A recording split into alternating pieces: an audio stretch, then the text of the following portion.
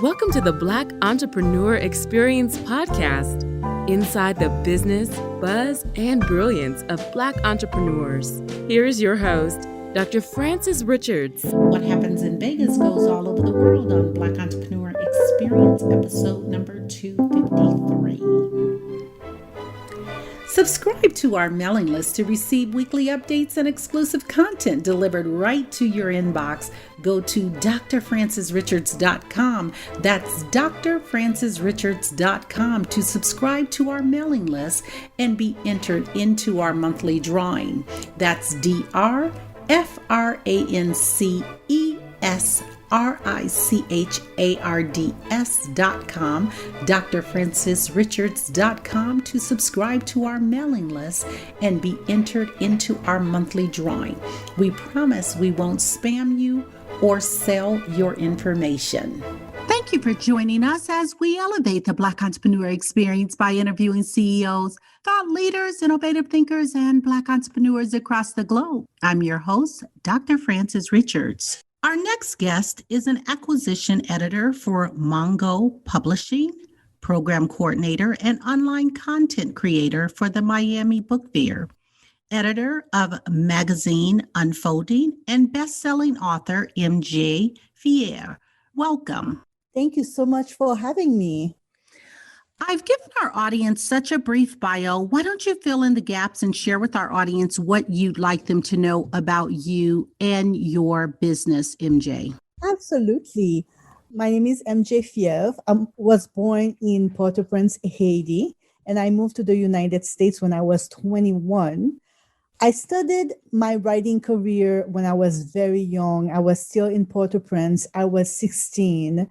And I always had a passion for writing. I studied with fiction, publishing a few titles while I was still in the Caribbean. Then when I decided to make the United States my home, I started writing in English as opposed to French and Creole. And I published a memoir about growing up in Haiti in the 90s. After I published the memoir, I became even more involved in writing. I decided that I wanted to write a few empowerment books for young adults because I had a very hard time finding myself in books when I was growing up. So I continued to actively working on my craft, working on different titles for different purposes. Then I found out that I really enjoyed editing, not just my own work, but working with other people on what they were producing. And I found myself spending more time editing and helping authors just gain the success that they were looking for. So editing became a big part of my life. And eventually I started a business focused on the arts and letters. Along with my husband, I opened Logan Masterworks, and that's how I started doing work for the Miami Book Fair, working as a consultant for them, and I became an acquisitions editor for Mango Publishing in South Florida. Are you self-publishing your own books, or do you have an agent? So I've used the different routes in publishing. When I first started publishing in Haiti, it was definitely self-published. I was very young. It was before self-publishing was really a concept that most people knew about. And it was also before you could order on demand. Printers asked for a big investment in terms of money.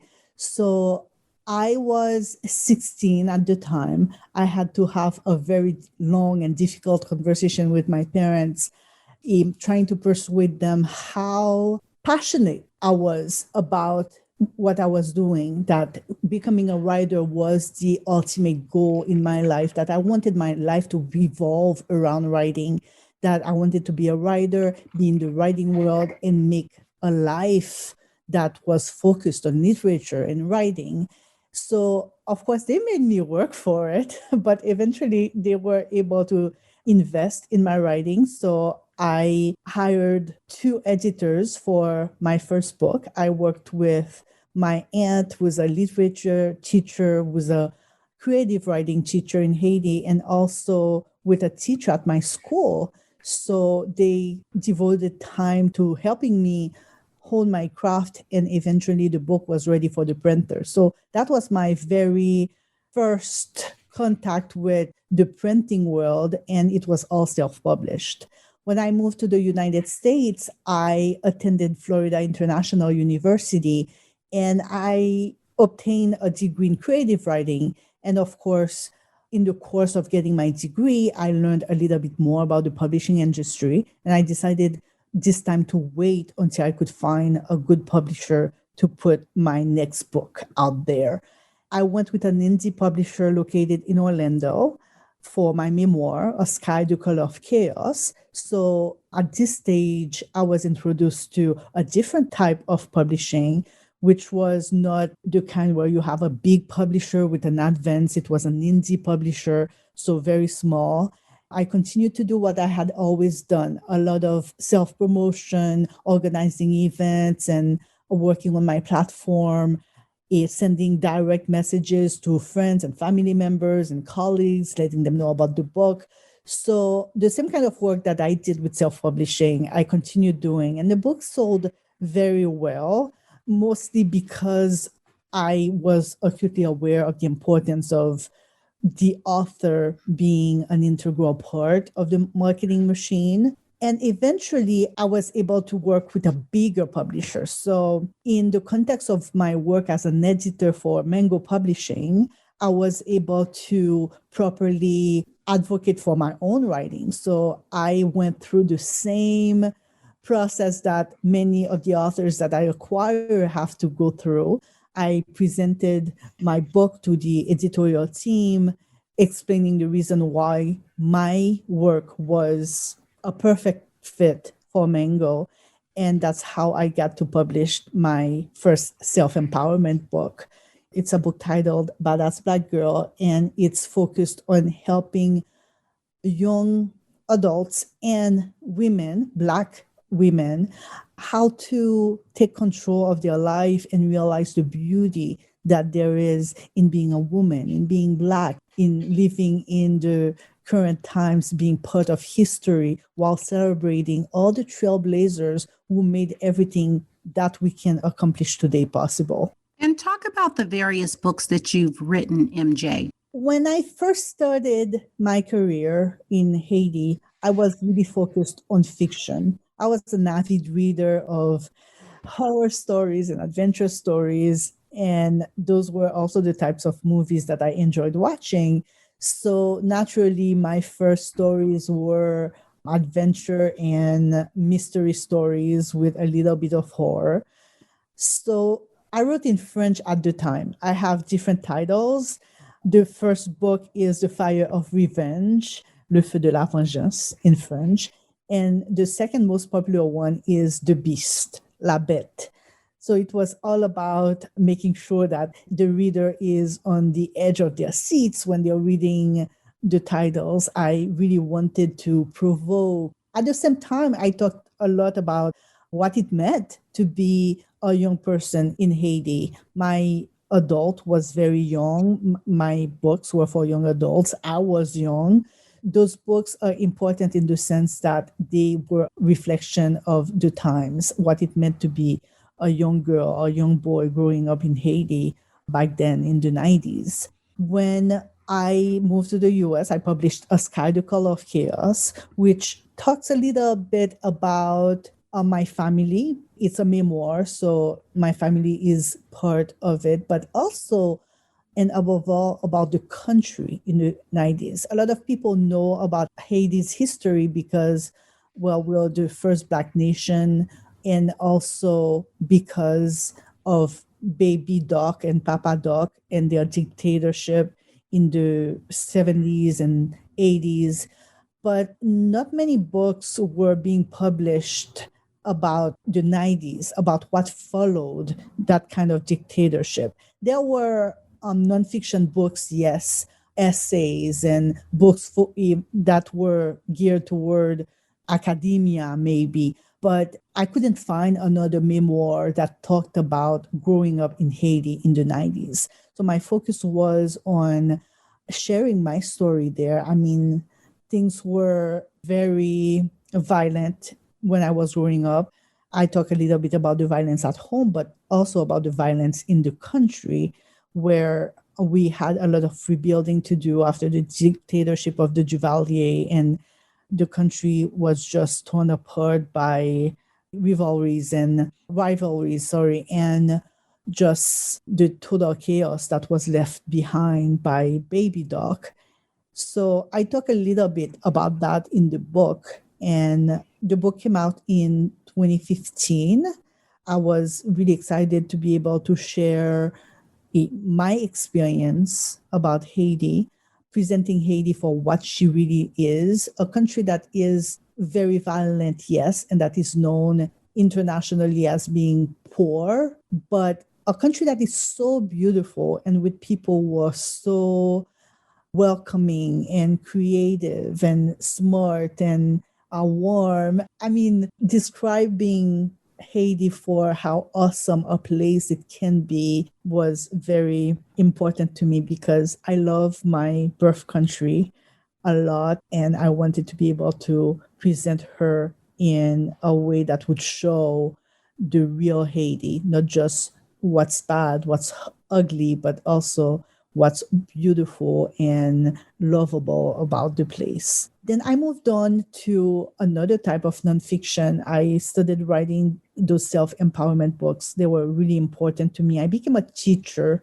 I have a degree in education in addition to having a degree in creative writing. And I've taught all levels. I studied with pre-K, moved on to elementary, then to middle school. Then I started teaching a few high school classes. Then I became a college teacher. I'm still a college teacher to this day. And I wanted to be able to help my students, particularly my Black students, because just like me, many of them could not find themselves in books. Not fictional books, because the industry has gotten slightly better in terms of diversity. I do say slightly because there's still a lot of work to be done, but I wanted them to be able to have access to empowering materials, those self-help books, those books that help you build who you are and access that inner power that we all have. I was a passionate reader, as I mentioned before, when I was a kid. But even when I was reading the greatest books about becoming who you're meant to be, finding your mission, and just becoming your best self, yes, I was learning a lot, but there was an aspect of me that was never in those books. How do you deal with racism, for instance? My introduction to racism in the United States was fast and disconcerting.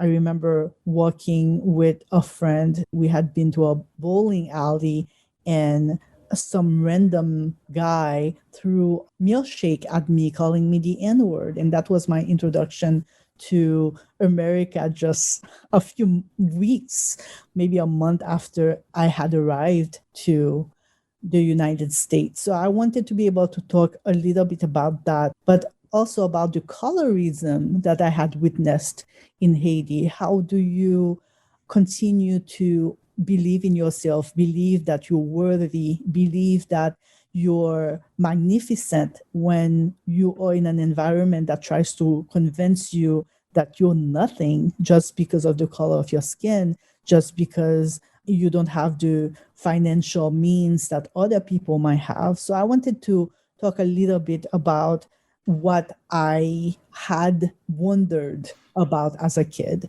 So in the books that are part of the Black Girl series, they are really focused on empowering Black girls and Black women so that they can embrace their inner magnificence.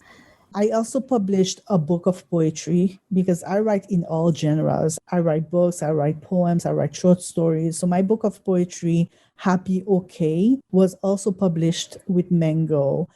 And it's a book focused on the impact of depression, not just on the person who was suffering from mental health issues, but also on their direct environment, on their friends, on their family members, because I do suffer from depression, not just because of a difficult childhood, but it also runs in my family. And I understand how difficult it might be for the people around me to witness my depressive episodes and what it means to be someone with depression. So this book aims at bringing light to the reader, letting them know what they can do if they suffer from depression, if someone they love suffers from depression. So I've always been focused on speaking the truth. Sometimes it's my truth, sometimes it's other people's truth. Whether I was writing fiction from the point of view of a young girl in Haiti, or writing about depression, writing about my country in the 90s, or focusing on self-empowering tools that people can use to better their lives, I've always been on the search for the truth, what it means to be human, what it means to be Black, what it means to be female. And years later, I've been writing now for more than 25 years. I'm still as passionate as I was when I was 13, 16, just working on my craft and hoping to make a difference. Speaking of books, what book would you recommend, MJ, and why? I'll go from the inside out. So I'll start with one of my books and then I'll recommend a book by someone else. So for parents, I would recommend Raising Confident Black Kids. That's one title that I forgot to mention. I used my experience as a teacher to reach out to parents, to reach out to educators, to share some of the strategies that I've learned dealing with kids with a lot of questions, a lot of issues. As a teacher, I spent most of my time with kids. I spent more time with the kids than they spent with their parents during the day. And a lot of questions that they had, they brought to me. And the parents also brought a lot of questions to me. And I realized the importance of being able to provide those kids and those parents with a toolkit so that they could survive. I say survive being Black in an environment that doesn't like Black people. So I have put together this book, Raising Confident Black Kids, based on all the research that I've done. I talked to a lot of parents, a lot of students, a lot of psychologists. I actively researched those strategies. I talked to guidance counselors. And in the end, I was able to put a list of all the strategies that can be used at home and at school to help Black kids become confident adults. In terms of an adult readership, I would definitely recommend a book like this as a toolkit for a better life. In terms of books that I would love to recommend, I mean, there are so many. I want to talk a little bit about my role model when it comes to literature. So I would recommend any book by Edwidge Danticat. Edwidge Danticat is an award-winning writer. She's just extraordinary. She won the Genius Award, I think, 5 years ago. And she writes a little bit of everything as well. She's written children's books. She's written fiction, nonfiction. I would recommend any of her titles. I've taught many of her books in my literature classes, whether it's Click Clack, the book that really made her career. It was her first collection of short stories. There's also the book Brother, I'm Dying, where she talks a little bit about some of the violent times that she's researched in Haiti.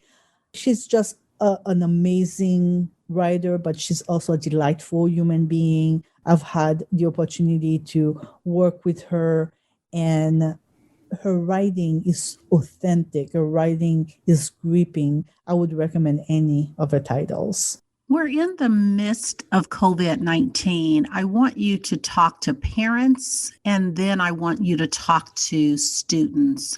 What would you say to each one? We're living difficult times for sure, where a lot is being questioned. Studying with the parents, I understand. As a teacher, I understand what it takes for you to often be at home and suddenly becoming responsible of the education of your child. And I know that schools have reopened in many parts of the country, but I also know that a lot of kids are still at home, and a lot of parents have decided to rely on homeschooling because they feel that they're not ready to send their kids back to school. I want to tell them to keep the faith. I know that it's difficult. They have to rethink the way they work, the way they parent, the way they organize their entire lives. I want to tell them that they're not alone, of course, because so many people are going through it, but things will get better. They are the most important people right now in the lives of their kids. The kids are still trying to be just children, and it's really up to the parents to make sure that the kids still have a fulfilling life despite of what is going on. So I understand the responsibility, but they can do it. I mean, if anyone can, it's the parents. And I have no doubt that they will succeed in helping their kids having a meaningful life despite everything. There are many authors like me. We're publishing books about just remaining efficient at home. I recently published Your Work from Home Life, which is about how to effectively work from home. So there are some tips for parents in the book, in addition to not just for parents, to professionals in general, but there are tips that are specifically applicable to parents, such as the value of connecting with your kids, making sure that they understand what you're doing and that you're involved in what they're doing so that the planning can become a little bit more efficient. I was telling a friend the other day, and she applied that strategy, and she said, "Oh, MJ, you are so right. It's really important for parents and kids to plan their day ahead of time." So I've been encouraging parents to have some family time in the evening where they are planning the next day alongside their children.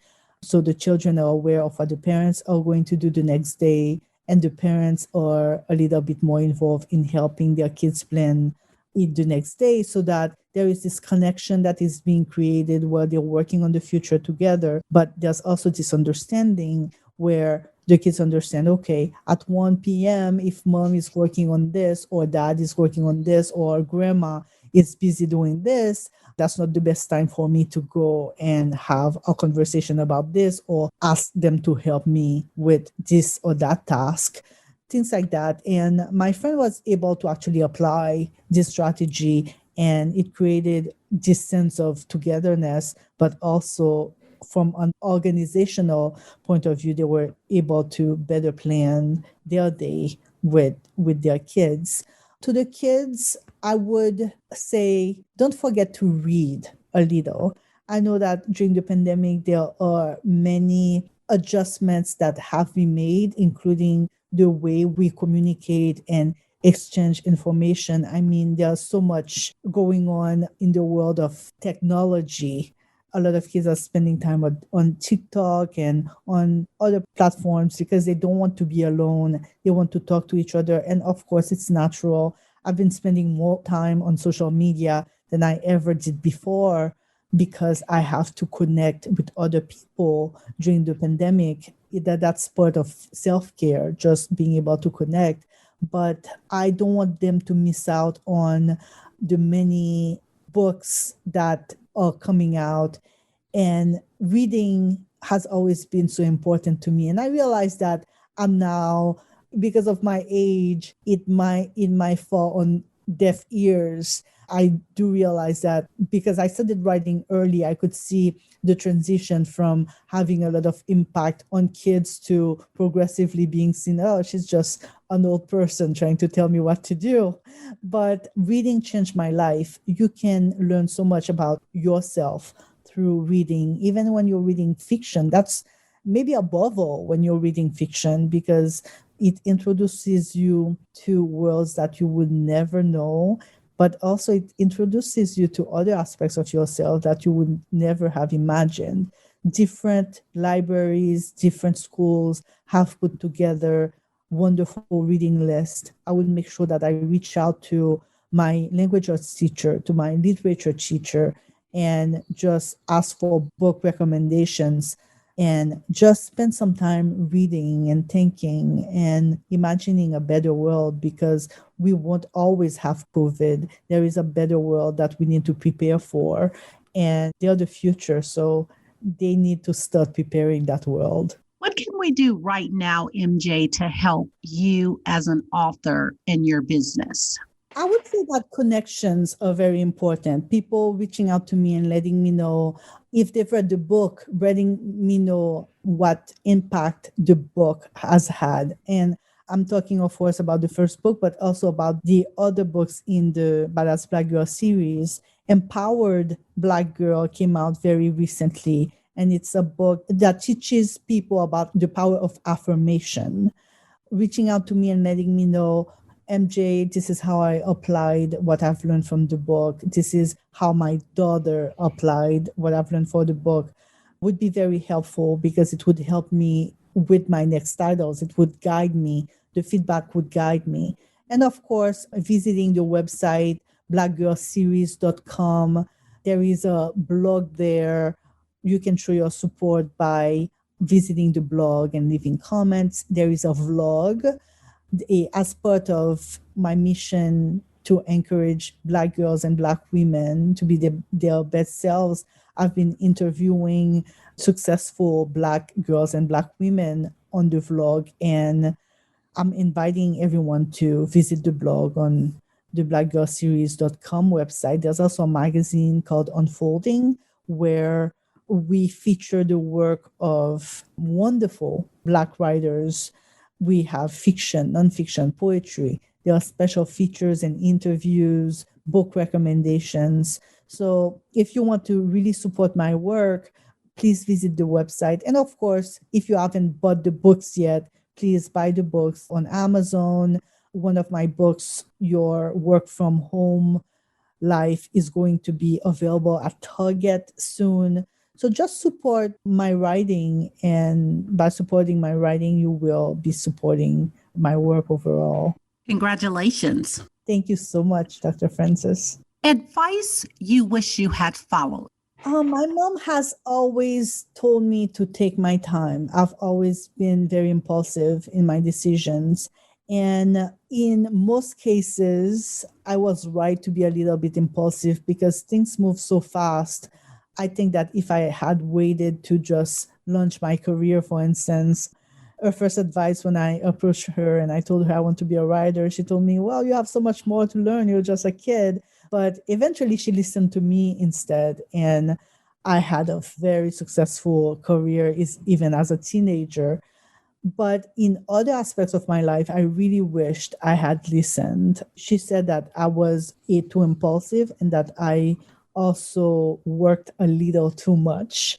And she was right in both cases. There are decisions that I've taken in my personal life on a whim that I regret. Of course, it happens to everybody. I just wish I had listened. And in terms of working too much, I think that I still need to listen now. And I listen for most of the time. I didn't at first. So in many cases, I did. I mentioned earlier, sorry, let me backtrack a little. I mentioned earlier that I do suffer from depression. And if I had listened to my mother, in many cases, I would have been able to manage my mental health a little better if I worked a little bit less and practiced self-care. That's the point I wanted to make. She wasn't saying that there's no work in hard work. She was just telling me, you are working too hard. You need to work a little bit smarter. She later taught me a little about self-care when I finally decided to listen, what she meant by do not work too hard when she was such a hard worker. And I learned the value of self-care later in life when I was able to systematically work on being a little bit more careful about taking care of my physical and mental health. So those two pieces of advice. I wish I had applied them sooner because my life would have been way more fulfilling during those years when I was trying to find myself as a teenager, as a young adult, just being patient and remembering to take care of myself.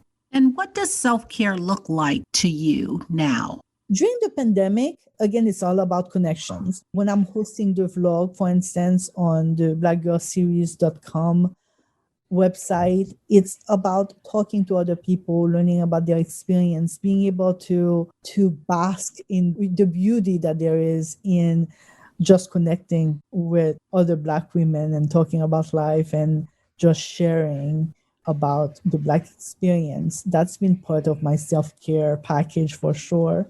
Self-care is also about surrounding yourself with people that will encourage you as opposed to making you feel worse about a situation. So I've been surrounding myself with very positive individual. At home, of course, I spend a lot of time just connecting with my husband, who's always so upbeat. That's one of the things that I love the most about him. And connecting with family members and friends, all those people who bring joy, as opposed to listening too much to the news. Or you have to be aware of what's going on in the world, but at some point you do need to turn off your computer and decide, I'm not reading the news anymore, turning off the radio and not listening to the news. The news is vital. You have to listen to it, but not 24/7. And that's something that I've learned, that sometimes we need to disconnect and just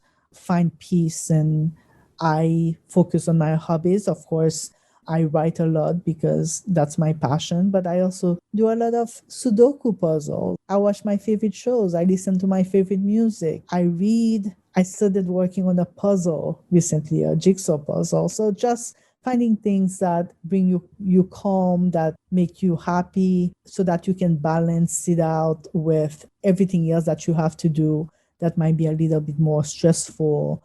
And sometimes it's even worse than stress. It's in some situations might cause you total despair. You just have to remember that part of life, there will be times when you are just calm and finding your inner power and just enjoying the life that you've received. But in some other occasions, it will get ugly, and hopefully you will have spent enough time cultivating your inner power to be able to just deal with the inevitable pains that life might bring. The word is listening. What is the resounding sound or the message that your generation is saying that we should be listening to? I think we've been talking a lot about equality and the importance of making space for other people, for disenfranchised individuals.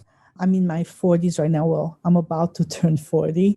So I'm not exactly a millennial. I'm in this weird space. Some people have called us xennials.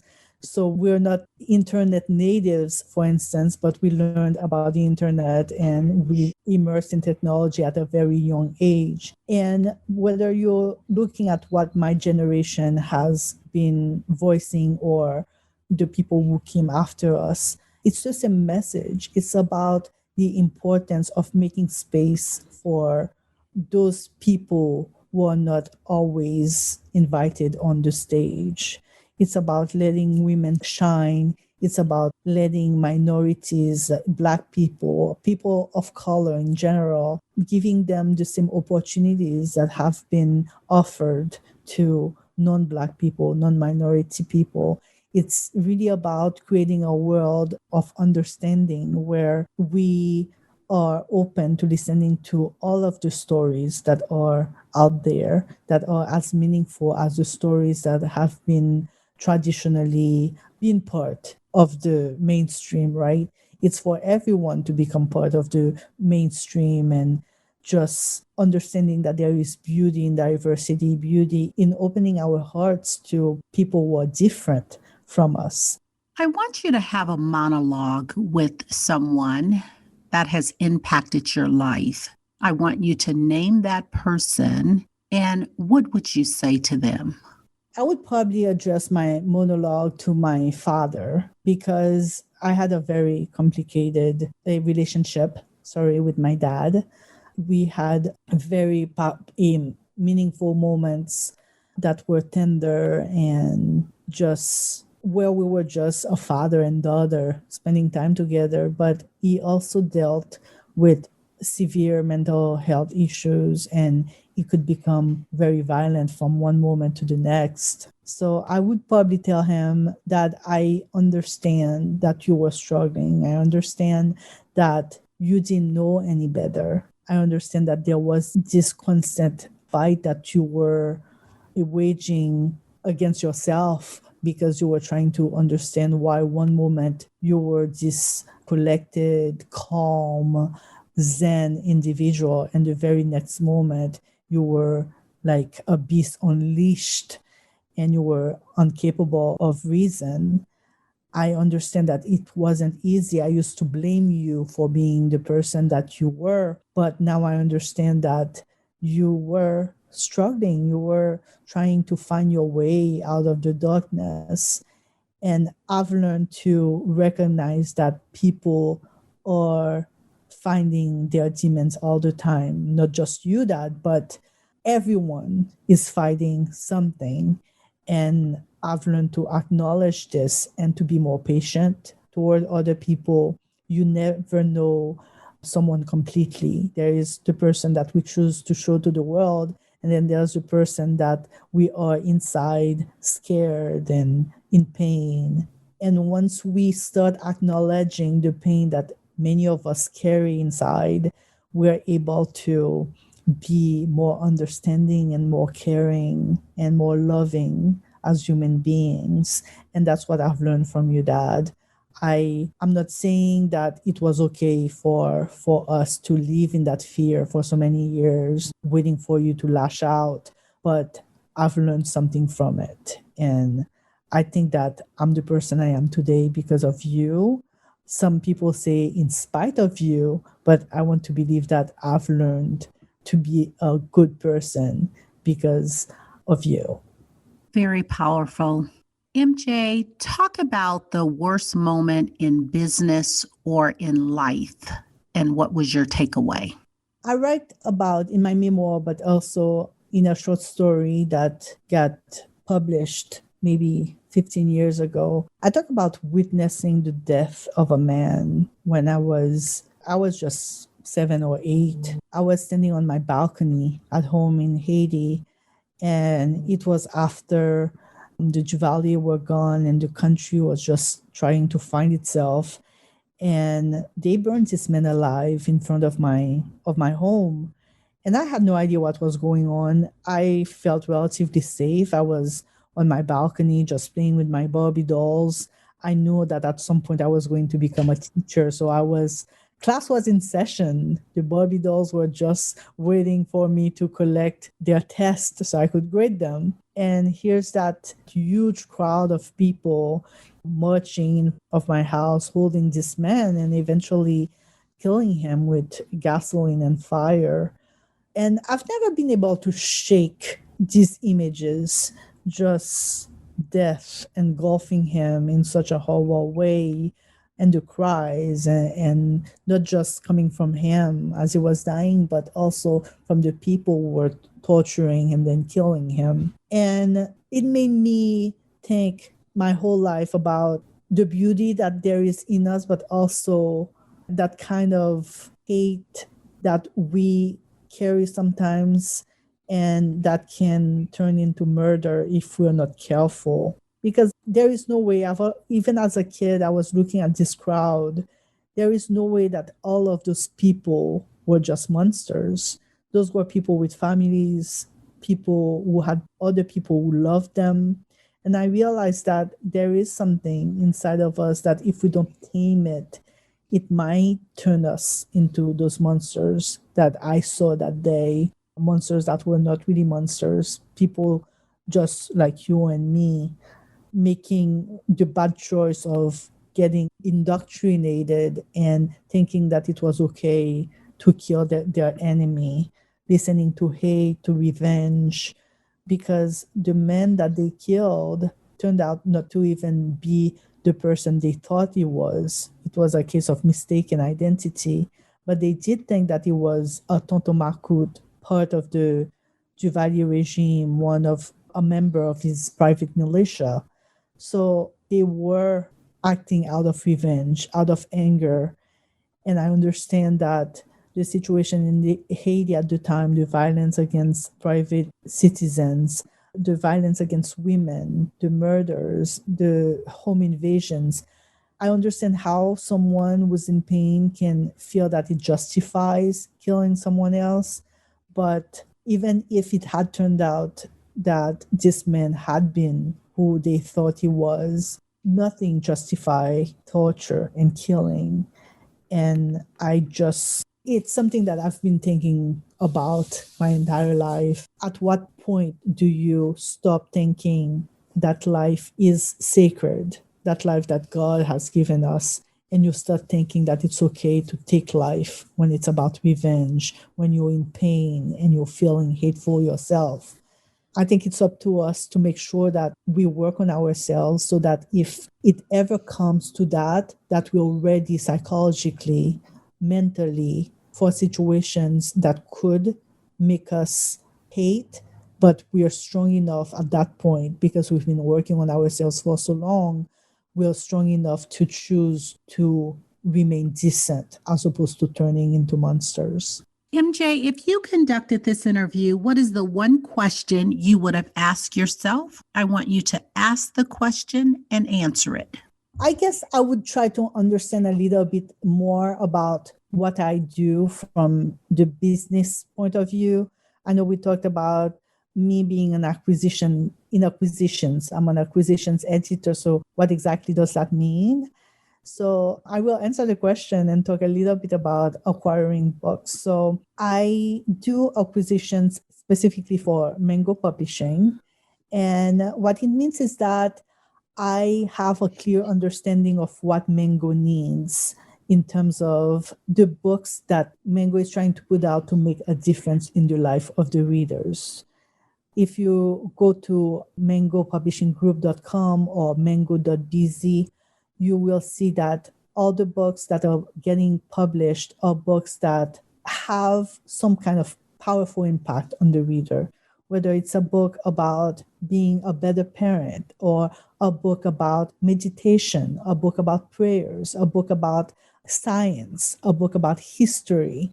Those are all books with practical recommendations in them so that you're learning the information and also applying what you're learning to your life so that you can make your life better and in turn make the world better. So I understand very well the kind of books that they put out.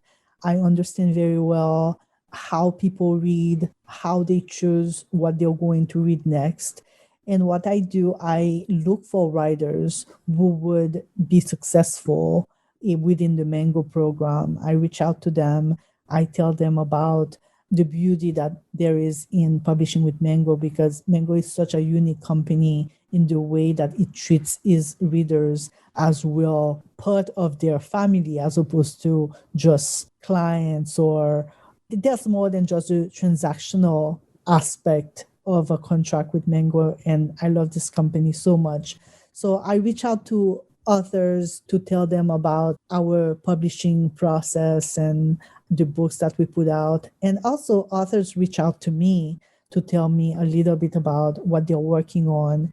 Then I present their work to the editorial team. After I do a lot of research, we do a lot of analytics, looking not just at who the author is and the market for their books, but we look at data that many other publishers might not think about looking at. So we were able, for instance, to crack the algorithm, the Amazon algorithm, and just be able to predict how a book is going to do based on research as opposed to just the gut feeling that you get when you're reading a good book.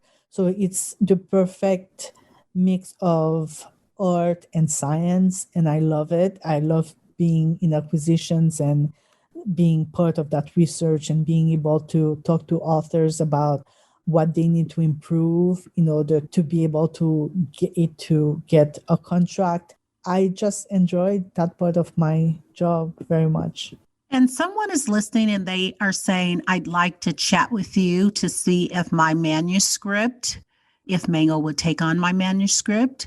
Do you take unsolicited manuscripts, or how can they reach out to you? I do. We get a lot of unsolicited requests and proposals. So the best way to reach me would be to go through the mangopublishinggroup.com website. And there is a section where you can actually submit a manuscript. And we have someone who checks the inbox every day and forward proposals to the appropriate acquisitions editors. If you want to reach out to me directly, my email is also on the website. It's just mj@mangopublishinggroup.com. So people can send me manuscripts directly if they want.